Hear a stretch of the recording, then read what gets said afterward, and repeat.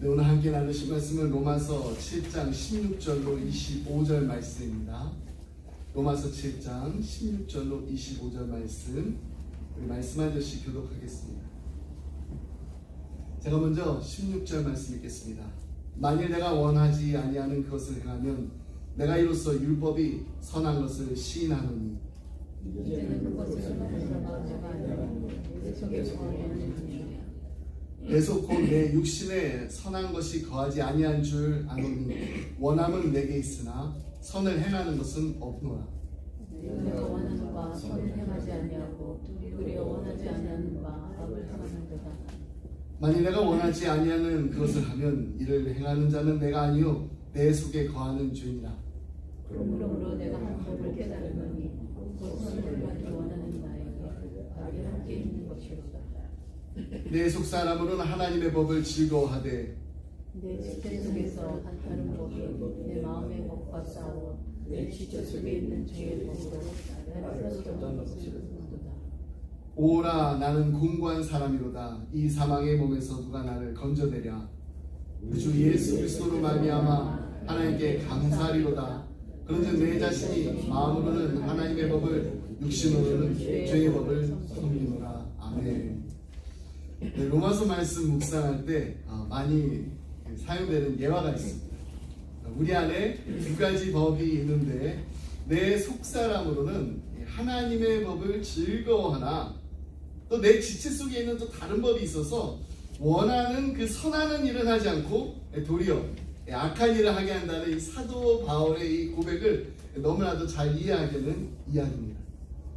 한 체로키 인디안 이 노인이 손자에게 인생이라 이런 것이다, 이 삶에 대해서 가르치고 있었습니다.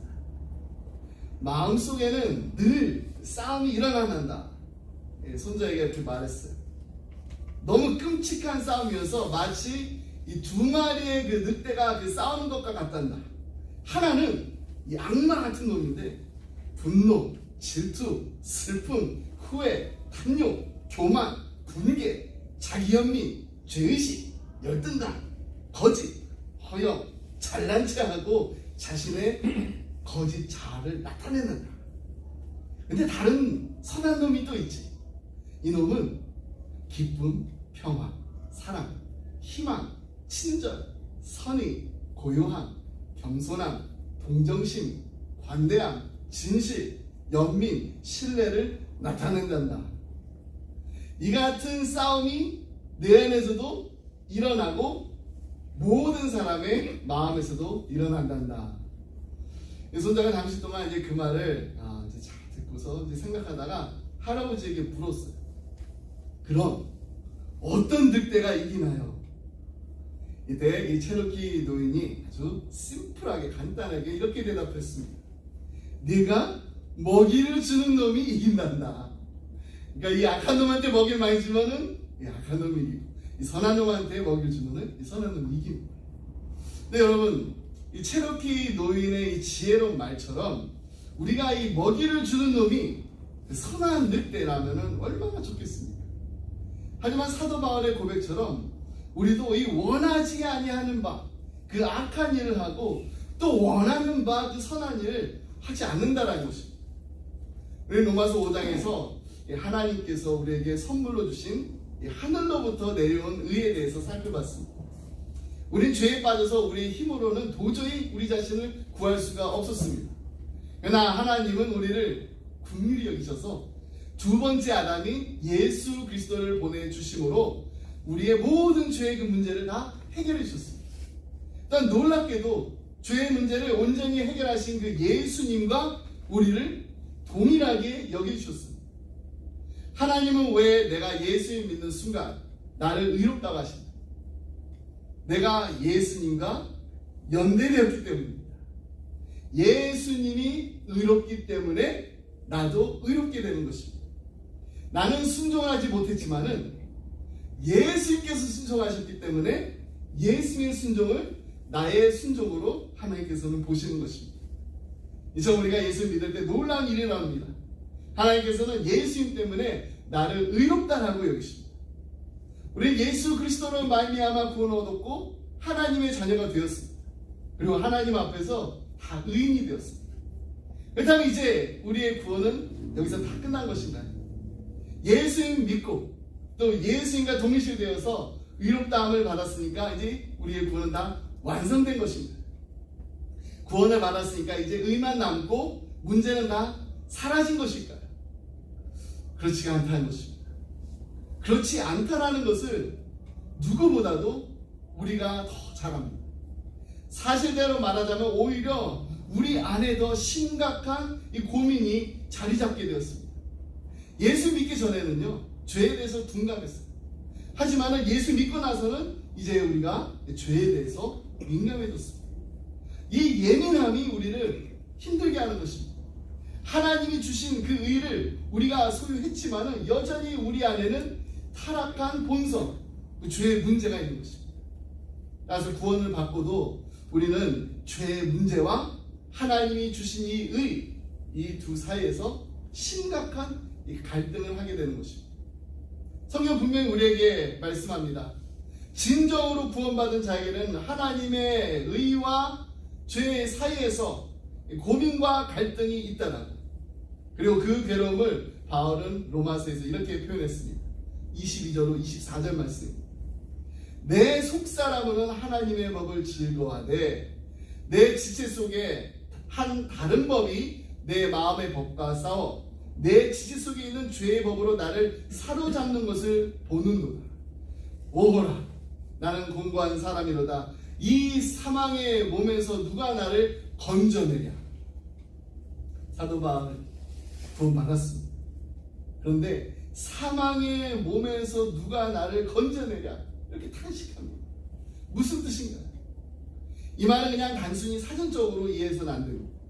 이 단어의 정확한 의미를 알려면은 이 로마 시대의 시인 그 버질이라는 시인이 있었는데, 이 버질이 한 그 묘사를 살펴보면은 본문의 의미를 우리가 짐작할 수 있습니다. 이 버질은요, 추호의 그 함락 이후에 스파르타 왕 메넬라우스가 이 생포한 그 포로들을 어떻게 고문했는지 고문한 그 방법을 보여줘요. 아주 독특한 방법입니다. 근데 너무나 잔인한 방법입니다. 포로들을 고문을 하는데 이 포로들이 전쟁에서 이렇게 포로도 오고 또 죽은 시체도 있습니다. 이 포로들과 이 죽은 시체를 그냥 함께 묶는 거예요. 근데 묶는데 어떻게 묶냐면 입과 입, 코와 코, 눈과 눈, 이 얼굴을 이렇게 맞대게 했습니다. 아래에서부터 위까지 그냥 꽁꽁꽁 묶어가지고 옴짝달싹 못하게 합니다. 그렇게 시체하고 묶어놨어요. 시간이 지나면 어떻게 되나요? 이 시체가 부패하게 돼요. 여러분 그 고통을 상상해 보세요. 시체가 옆에 있는 게 아니라 이렇게 꽁꽁 묶어가지고 눈과 눈, 코와 코, 입과 입, 얼굴이 이렇게 맞대고 있습니다. 이 사도 바울이 본문에서 느낀 고통이 바로 이런 것이란 말입니다. 사망의 몸에서 누가 나를 건져내냐. 나는 분명히 살아있어요. 하나님의 의로 구원을 받았습니다. 그런데 내 안에 또 하나의 육신, 타락한 본성이 있습니다. 이렇게 사도 바울은 여전히 썩어 있는 본성과 함께 살아야 하는 이 고통을 사망의 몸으로 그런 자신을 곤고한 사람이라고 표현했던 것입니다. 여러분, 우리가 느끼는 고통이 바로 이런 고통입니다. 정말 거룩하게 살려고 애써본 사람이라면 누구나 이 사도 바울의 이 고통을 다 경험해 봤을 것입니다.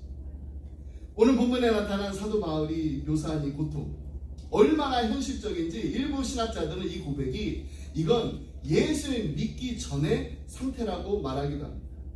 예수를 믿은 그 다음이라면은 원치 아니하는 바 악을 행할 수가 없다라는 거예요. 원하는 바 선을 행하는 게 맞다라는 것입니다. 이 로마서 이 주석의 대가인 그 마틴 로이드 존스 목사님도 이것이 예수님을 믿기 전의 상태라고 말하고 있습니다. 어거스틴도 처음에 예수를 믿기 전의 상태라고 했다가 나중에는 이게 예수 믿은 후라고 합니다. 오가는 목사님도요, 당연히 예수를 믿고 난 뒤에 그 갈등이라고 생각하셨는데 미국에서 공부하시면서 그 지도 교수님이 아주 이거를 논리적으로 잘 설명해 주셔서 이게 예수님을 믿기 전의 상태라구나 이렇게 믿었다고 합니다. 그런데 한국에 다시 돌아오셔서 목회하다 보니까 입장이 다시 바뀌었습니다. 우리의 이 성화의 과정에서도 얼마든지 이런 갈등이 있다라는 거, 이거를 수많은 사람들 통해서 직접 보았기 때문입니다. 저 또한 그렇게 해석합니다. 왜냐하면 이거 정말 사도 바울만 이런 경험을 했던 것이 아니라 이것이 바로 우리 모두의 갈등이기 때문입니다. 구원받은 이후에 분명히 우리 안에 하나님의 의가 존재하는데 의롭게 살려고 하면 할수록 왜 우리의 마음속에는 이 또 다른 한 법이 있어가지고 우리를 괴롭힙니다. 비록 내가 죄에 대해서 죽었지만은 정욕이 있어, 욕심이 있어, 분노도 여전히 살아있어. 그래서 우리는 굉장히 많은 갈등을 하고 또 좌절도 합니다. 예수 믿는다 내가 왜 이거밖에 안 되나 하면서. 그 다음 도대체 우리는 왜 어떻게 이 성화에 이룰 수 있을까요? 우리는 예수 그리스도를 믿음으로 구원을 얻고 거룩하신 하나님의 거룩한 자녀가 되었습니다. 근데 그게 끝이 아닙니다. 우리에게 이루어야 될 그 성화가 있다라는 것입니다. 거룩하게 됩니다. 예수님을 닮아가요. 근데 정말 우리가 진정으로 성화를 이루기를 원한다면은 먼저 이 성화에 대한 이 오해를 버려야 됩니다. 여러분, 성화한다는 거, 여기에 대해서 가장 큰 오해가 있다면 어떤 오해일까요? 그것은 율법을 지킴으로 우리의 행위로 성화를 이룰 수 있다는 것입니다.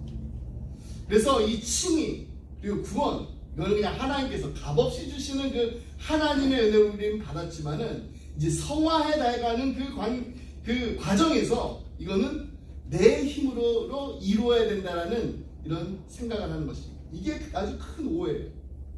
그러나 이게 전혀 성경적이지 않다는 것을 우리가 알아야 됩니다. 하나님께서 그렇게 말씀하지 않으셨어요. 우리가 율법을 정말 열심히 지켜서 성화를 이루려고 하면 할수록 그 노력이 오히려 우리로 하여금 처절한 좌절을 맛보게 할 것입니다. 이렇게 율법을 지켜서 구원을 얻거나 성화를 이루려고 하는 노력을 뭐라고 하나요? 네, legalism, 율법주의라고 합니다. 우리는 율법, 이 로와 율법주의, 이 legalism을 분명히 구별할 줄 알아요. 율법 선한 것입니다. 그러나 율법주의는 잘못된 거예요. 성경 어디에도 율법을 지켜서 구원과 성화에 이룰 수 있다라고 언급한 구절이 한 구절도 없습니다. 그럼에도 불구하고 율법주의에 우리가 빠지게 되면은 어떤 현상이 일어나게 됩니다. 달라스 신학교 출신이 이 강해 설교자 레이스델만 목사님이 오랜 그 목회를 하면서 이 성도들을 이렇게 지켜보고 나니까 이런 거구나. 그래서 다음에 이 4가지 결론을 내리게 됩니다. 우리가 정말 이 리걸리즘의 율법주의에 빠지게 되면요, 첫 번째, 자신의 성취에 대해서 교만해져. 두 번째, 다른 사람에 대해서 또 비판적이고. 세 번째, 자신의 실패를 인정하려고 들지 않습니다. 네 번째, 우울증, 낙심, 패배감으로 고통을 겪게 된답니다. 그 중에서 이제 2가지로 오늘 함께 나누려고 합니다.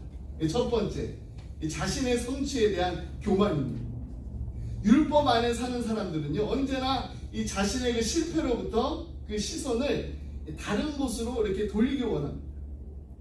자신이 그 실패한 그 많은 것들 있잖아요. 이걸 다 감추고 성공한 것만 자꾸 자랑하고, 또 그러다 보니까 교만해져.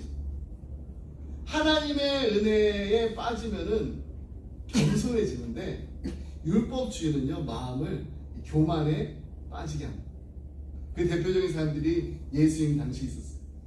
바리새인들이. 얘들 정말로 율법을 너무나도 잘 지키려고 애쓰던 사람들이었어요.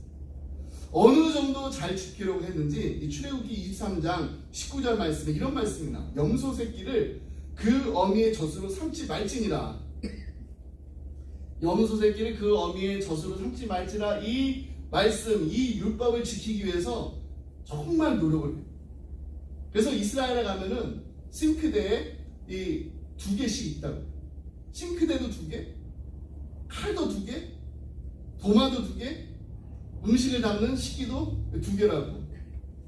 그러니까 육류하고 이 유제품을 이렇게 함께 조리하지 않기 위해서 두 개씩 이렇게 갖고 있는 거예요. 정말 세상 사람들이 보면은 혀를 내두를 정도로 율법을 열심히 지켜. 근데 그렇게 율법을 귀하게 여긴다라는 거, 이게 잘못된 게 아니잖아요. 잘한 일입니다. 그러니까 성경은 그런즉 선줄로 생각하는 자는 넘어질까 조심하라고 권면한 것처럼 이들 안에 정말 나는 이 율법을 이렇게 이만큼 잘 지켜, 이런 교만이 생기면서 엇나가기 시작했습니다. 대표적인 게 이런 말이잖아요. 나는 저 세리와는 달라. 나는 율법을 잘 지켜. 하나님, 나는 저 세리와 같지 않음을 감사하나이다. 이렇게까지 기도하는 이런 마음, 교만한 마음. 여러분, 율법의 목적이 뭔가요? 우리 앞에서 살펴본 것처럼 율법의 목적은요, 구원이 아닙니다.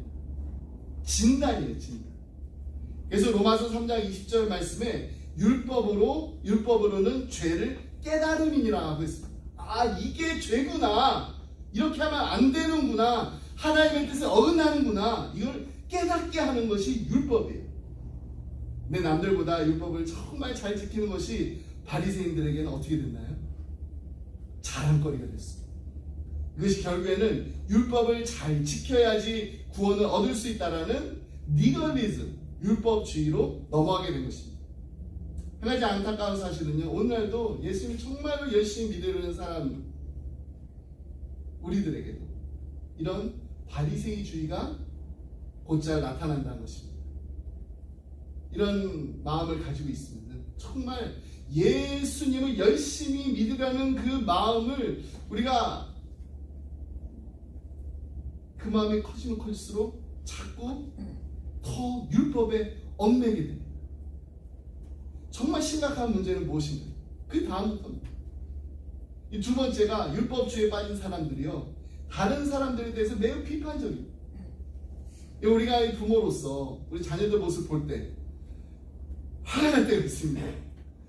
어떨 때 정말 너무 화가 날 때 이렇게 보면은요, 이게 나의 약점을, 나의 부족한 모습을 우리 자녀들에게서 이렇게 발견하게 될 때, 그럴 때 화가 날 때 있지 않나요? 그것은 내가 가지고 있는 그 약점, 그 약점이 싫기 때문입니다. 율법주의에 빠진 사람들도 마찬가지. 자신이 정말 실패한 것이 있다면 그것을 그냥 나타내면 되는데 그걸 자꾸 감추고, 또 남이 실패할 때 그것을 지적하고 비판합니다. 그래야지 나의 그 실패와 나의 실수가 감춰지기 때문에. 실패가 자신을 불안하게 하니까 자꾸 남을 비판합니다. 거기서 마음의 안정을 얻으려고 합니다. 혹시 우리도 다른 사람들의 그 잘못에 대해서 지나치게 비판적이지 않을 때가 있지 않나요? 그렇다면 우리도 율법주의에 빠진 거예요. 여러분, 크리스천은요, God's forgiven people입니다. 우리 다 하나님께 용서받은 사람들. 그렇기 때문에 다른 사람들 정죄하는 거 우리 멈춰야 돼요. 자신을 정죄하는 것도 나빠요.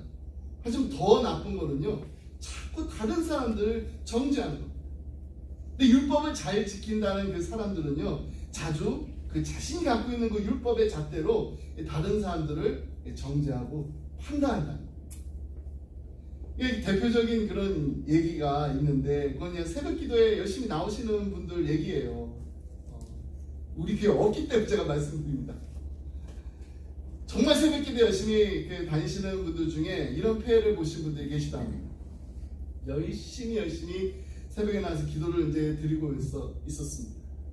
근데 은혜를 받았으면 되는데, 새벽 기도에 나와가지고 누구는 나왔고 누구는 나오지 않았고, 이렇게 누가 졸고 있나? 어느 목사가 나왔나? 어느 장로가 나왔나? 이게 좀 교회가 크면은 이 목사님 장로님들이 많이 있죠. 누가 졸고 있나? 막 이런 것들 돌아보면서 살피기 시작합니다. 그러고 나서 어느 장로가 오늘 또 안 나왔네, 어느 목사 안 나왔네, 새벽 기도에 안 나오면서 막 출석 체크하기 시작합니다. 제가 아는 그 집사님 중에 새벽 기도에 정말 한 번도 빠지지 않은 분이 계셨어요. 이분 집에 신방을 다녀오신 제 동료 그 목사님이 벽에 이렇게 걸려 있는 그 달력에 이렇게 숫자들이 이렇게 적혀 있는 것을 보게 됐답니다. 60, 70, 80, 90, 100도 있고요. 빵점도 있고. 집사님이 물어봤다. 달력에 적혀 있는 이 숫자들이 뭐냐고. 제가 이제 힌트를 드렸네. 그랬더니 집사님께서 하신 말씀이, 목사님 그거요, 매일 새벽 기도에서 설교하신 우리 교회 부목사님 점수예요. 그러니까 매일 오셔서 정말 열심히 기도하고 가셨는데 가셔서 오늘 이 목사님 몇 점 해가지고 이렇게 점수를 매기신 거예요. 근데 제가 그 이야기를 나중에 듣고 나서 저도 이런 생각이 들더라고요. 야, 우리 교회에 이런 분도 계시는구나. 뭐 이런 생각이 아니라 과연 내 점수는 몇 점이었을까? 저도 막 궁금한 거예요. 근데 궁금했지만 그렇다고 제가 그 집사님 때가 이제 신방 가지는 않았습니다. 저 정말로 친한 집사님이셨어요. 정말 점수를 알고 싶어서 그냥 물어볼 수 있어요. 집사님 제 점수 얼마예요? 여러분, 하나님께서는요 우리 율법 지키는 거 막 자랑하면서 그 율법 막 사람들에게 막 들이대면서 막 판단하고 정죄하는 거 기뻐하실까요? 기뻐하지 않으십니다. 마음대로 나의 잣대로 다른 사람들의 점수를 매기는 거 하나님 기뻐하지 않으십니다. 아니, 정말 싫어하십니다. 노아에게 세 아들이 있었습니다. 셈, 함, 야벳.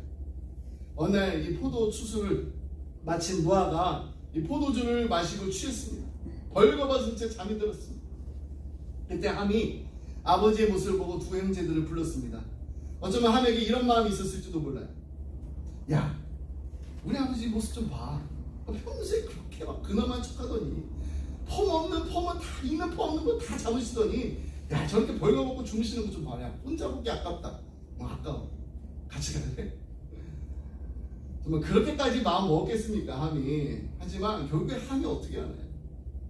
이 셈과 야벳에서 이 사실 알리면서 아버지의 그 허물을 덮어드린 게 아니라 허물을 막 들춰냈습니다. 근데 그 이야기를 들은 이 두 형제는요, 아버지의 모습을 보지 않으려고 이 뒷걸음질 쳐가지고 아버지의 그 몸을 이 옷으로 덮어드렸습니다. 하나님께서는 그 모습을 예쁘게 보셨습니다. 그래서 셈과 야벳은 축복을 받고 함은 저주를 받았습니다. 우리는 이 사건에 담긴 정말 그 하나님의 그 마음을 우리가 읽어야 돼요. 알아야 돼요. 우리에게는요, 다른 사람의 그 상처 알게 되었을 때 여기저기 돌아다니면서 소문내고 막 그 사람을 막 발가벗게 만들려고 하는 그런 정말 악한 죄악된 그 본성이 있다라는 겁니다. 근데 특별히 내가 더 율법을 잘 지키게 되면은요, 그래도 나는 나름대로 신앙생활을 내가 잘하고 있다라고 열심을 내고 있다라고 생각하게 되면은 이 다른 사람들에 대한 비판을요 더 과감하게 담대하게 하게 된다는 것입니다.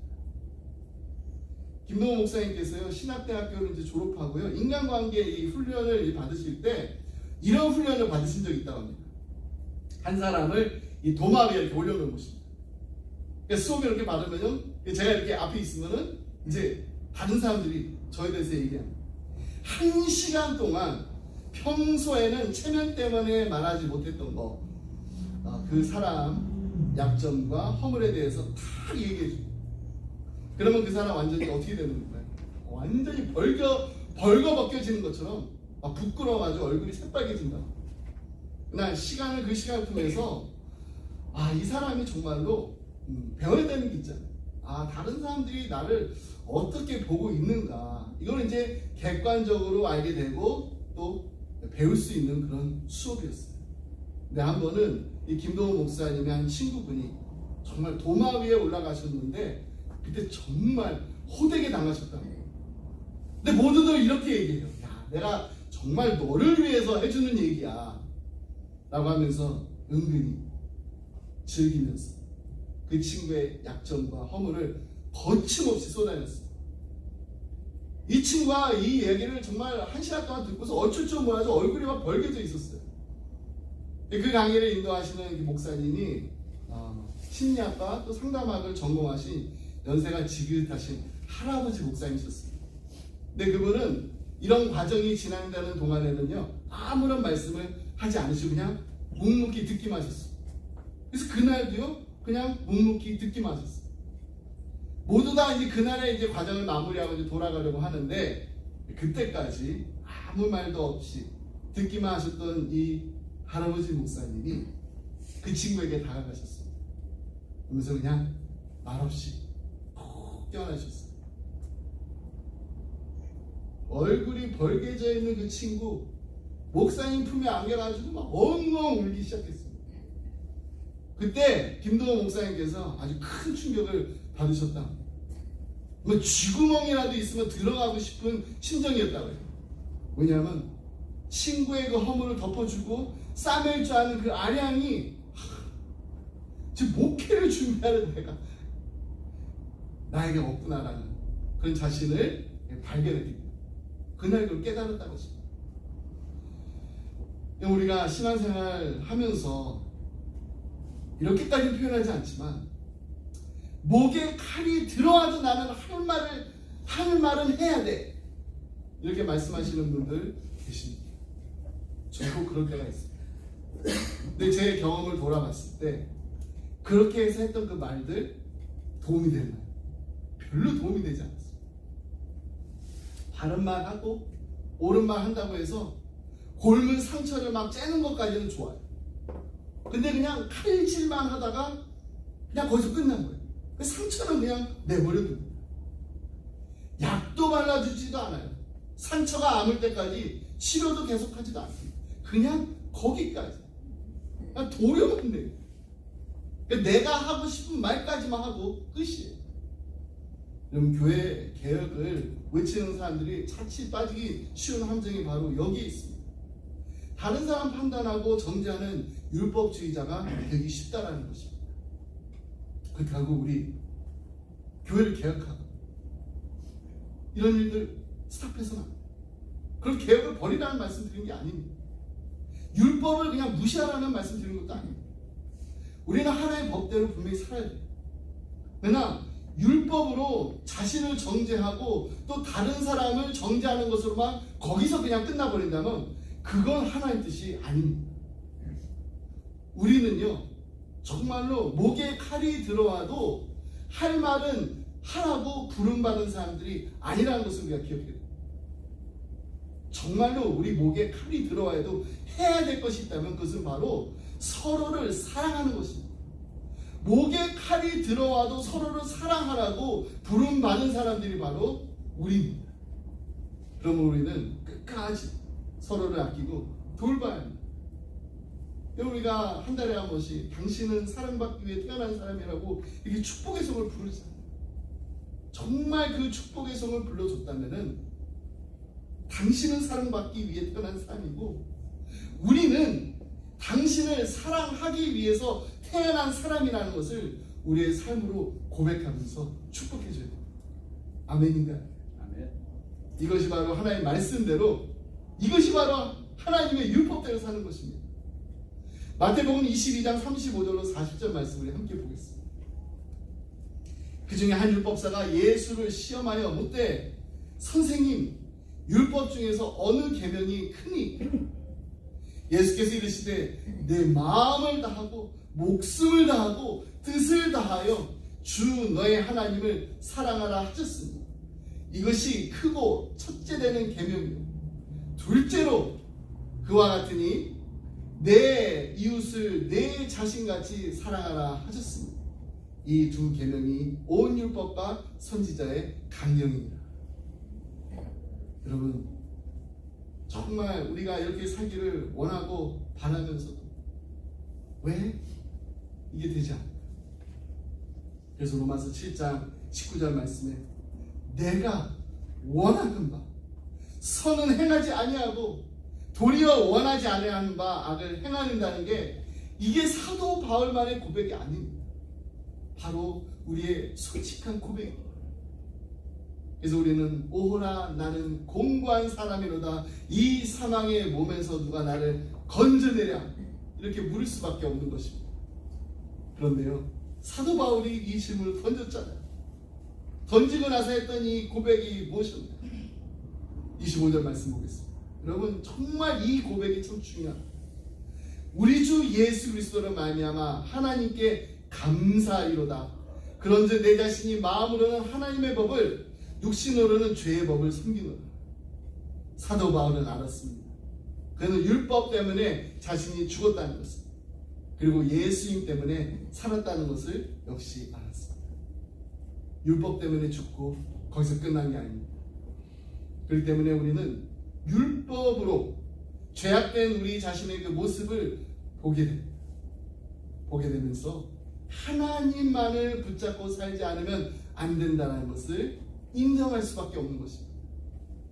율법주의는요, 나의 행위를 붙잡는 것입니다. 하지만 나의 노력, 그 노력으로는 성화가 될 수 없습니다. 나의 노하우, 그 노하우로는 예수님을 우리가 닮아갈 수가 없습니다. 그래서 오늘 본문에 바로 다음 장에 나오는 8장 1절로 2절 말씀이 너무나도 귀한 고백입니다. 그러므로 이제 그리스도 예수 안에 있는 자에게는 결코 정죄함이 없나니 이는 그리스도 예수 안에 있는 생명의 성령의 법이 죄와 사망의 법에서 너를 해방하였습니다. 여기에 로마서의 핵심이 다 들어있습니다. 예수님 안에 있는 이 생명의 성령의 법이 죄와 사망의 법에서 우리를 건져내줬습니다. 그러므로 우리에게는 정죄함이 없습니다. 우리는 모두 하나님 앞에서 자유합니다. 이것이 바로 복음입니다.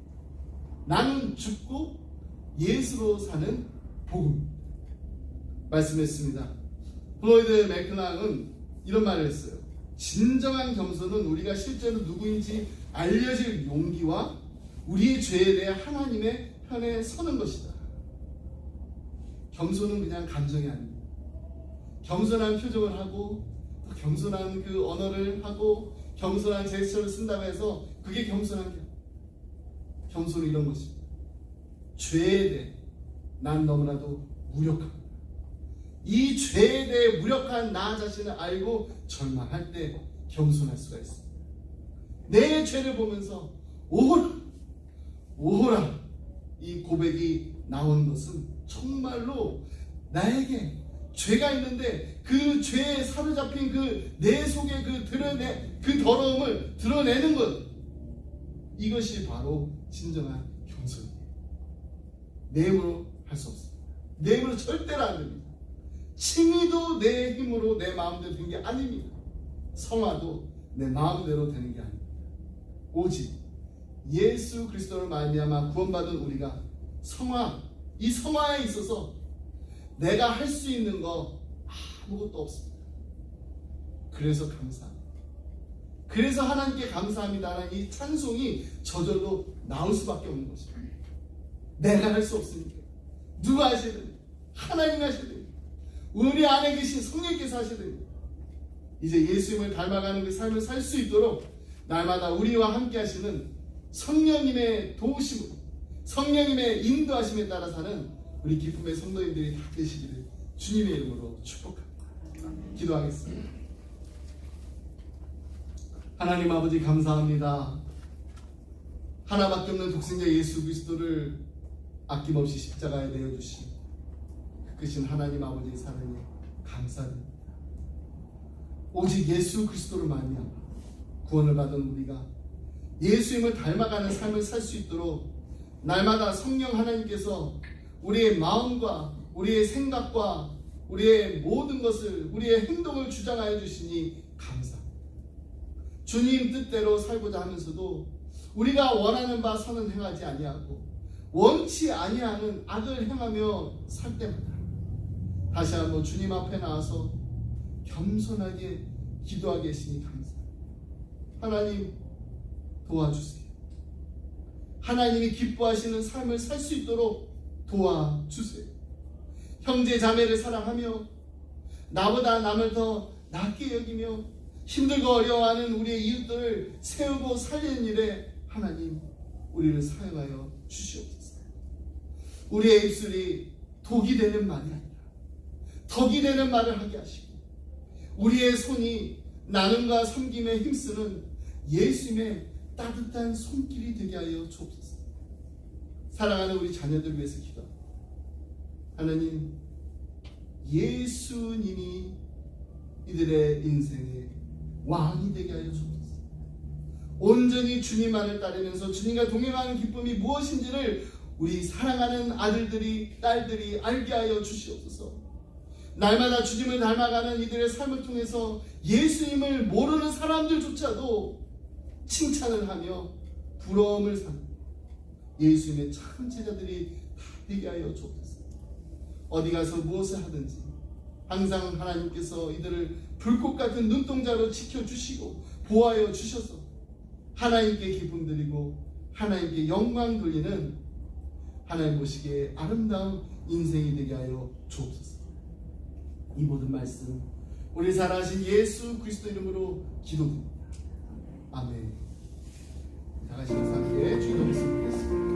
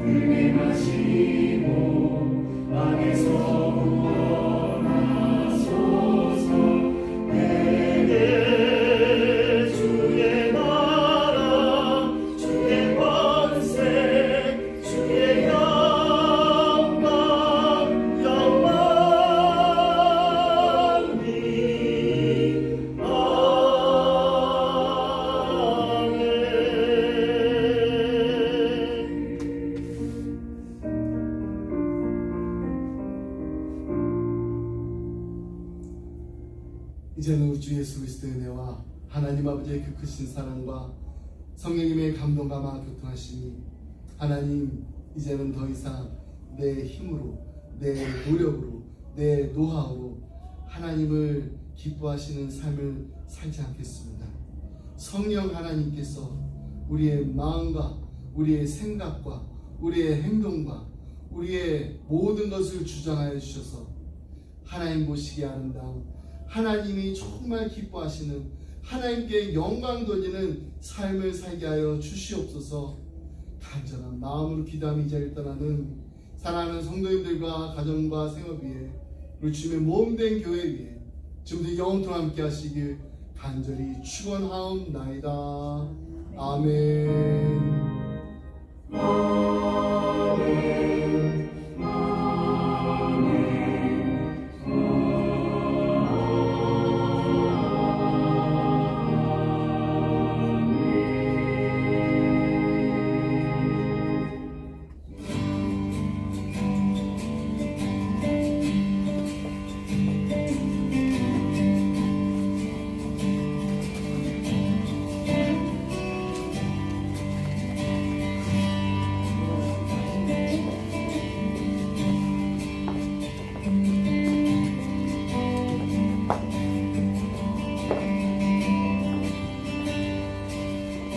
세상 모든